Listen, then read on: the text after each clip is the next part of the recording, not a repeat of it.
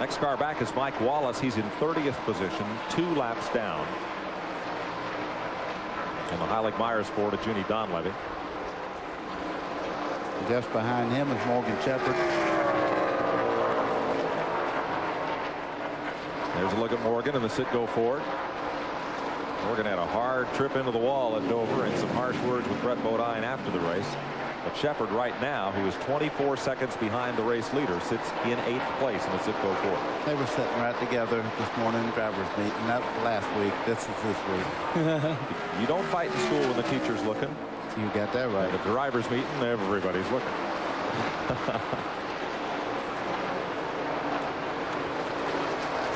Next car back is Kyle Petty. He's in 9th place, and he's, of course, on the lead lap. And he's got help. He's got Kenny Schrader right with him. You know, as we pan back through this field, there goes Kenny Schrader, who just made the move on Kyle Petty, and also Ted Musgrave is getting up underneath him. What I was wanting to say is, you notice as we pan back, there's a lot of openings on this car, the brake duct openings, and you see under Kenny Schrader. They do use brake here, so they need to get some air to the brakes, unlike the speedways where they don't have brake ducts.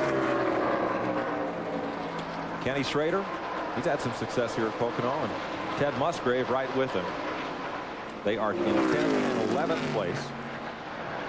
Musgrave driving for Jack Roush, of course Schrader for Rick Hendrick, Dub Air, Doug Kodiak Bear on the hood of that car. And there's Ted Musgrave. Of those 3 5th place finishes you see on the screen, 2 of them came right here at Pocono. Ted Musgrave. One of Ted's really good racetrack is coming up next week. Ted also runs real good at Michigan. Yeah. Back behind him is Greg Sachs.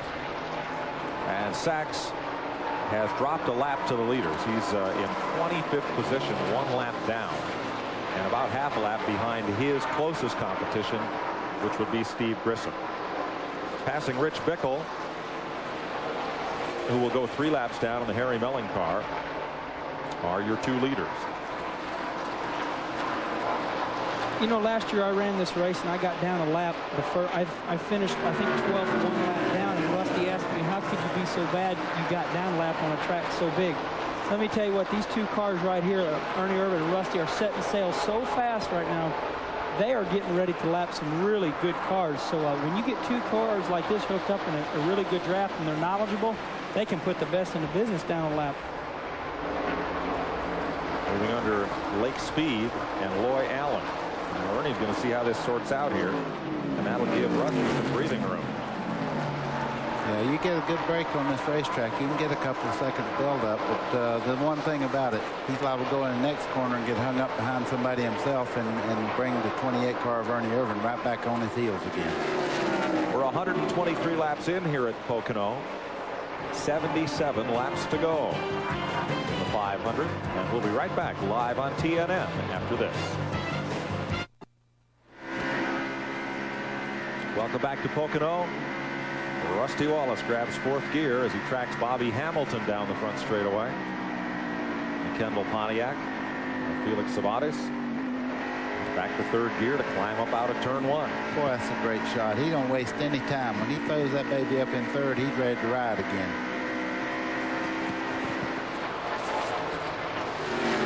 And he laps past Hamilton. Bobby will go 3 laps down.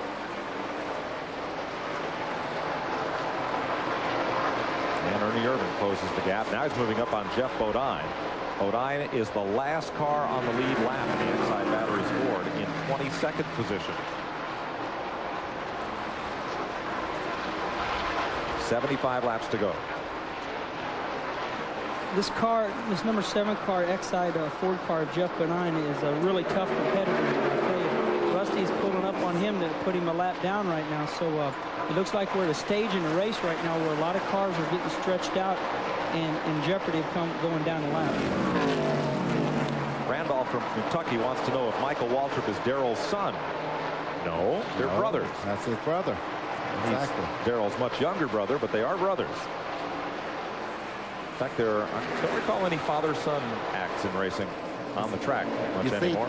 You see Ted Musgrave got by Schrader there. That is full position. Musgrave turned it up just a little bit. I think he realizes they're falling back, and he's really standing on the car now. 9th place now for Musgrave.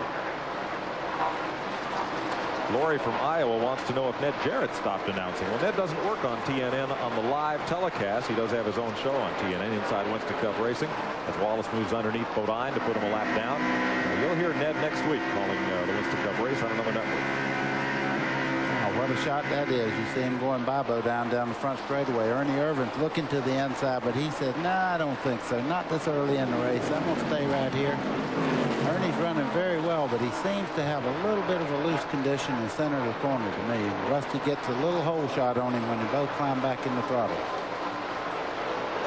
That's exactly what Ernie doesn't want right now, is that 7 car to be glued to his rear end that can make him looser. These two have had an advantage, Rusty and Ernie, to kind of separate themselves from the field. So if Ernie gets loose, he just lets Rusty go, and usually there's nobody behind Ernie. The way those two cars are running right now, I don't think Bodine will be there very long. Donna from Florida called in, asked how many years Ernie Irvin have been racing Winston Cup and for what teams. Ernie, who drives for Robert Yates right now in the 28 car, came to Winston Cup in 1987. He's driven for Mark Reno, DK Ulrich, Jeannie Donlevy, and the Morgan McClure team. Going to have pit stops coming up in a bit here for the lead cars. So before they do, let's take this pause from Pocono and leave the leaders here nose to tail with 128 laps complete. We'll be right back to Pocono. Today's exclusive coverage of the UAW-GM Teamwork 500 on TNN is brought to you by Super 8 Motels. With over 1,000 locations nationwide, life's great at Super 8. Kyle Petty is on pit road. Again, he is the first of the cars on the lead lap to pit. He was in 11th place when he came in. You see him putting a jack screw wrench in there. They're going to put some bite in this car right now. 2 rounds in the right rear. So he must be pushing a little bit, Kenny. Yes, he's pushing. They went down 2. Okay, now that's interesting. Okay, 2 turns in the right rear, but they pushed up on the spoiler. That's contradicting. So he must be in a loose push situation.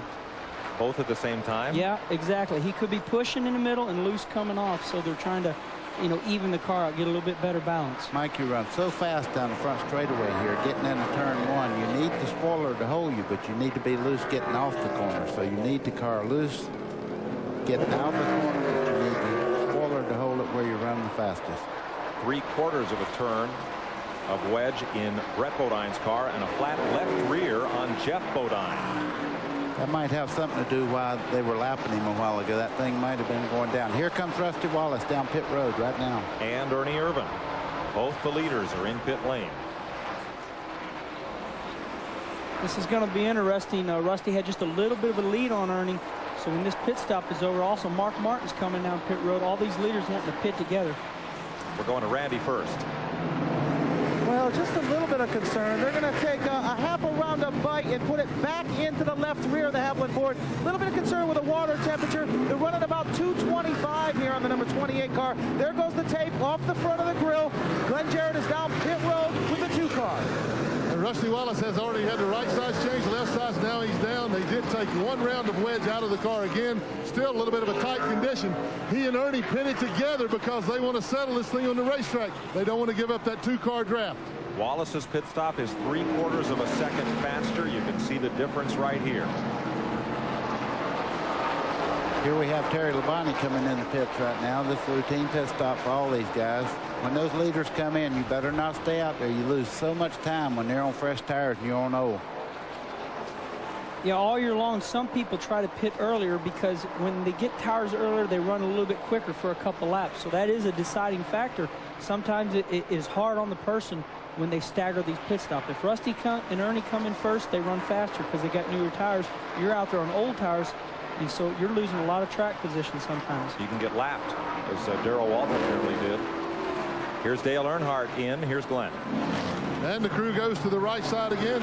Obviously, it will be a 4-tire change. Chocolate Myers putting gas in the car.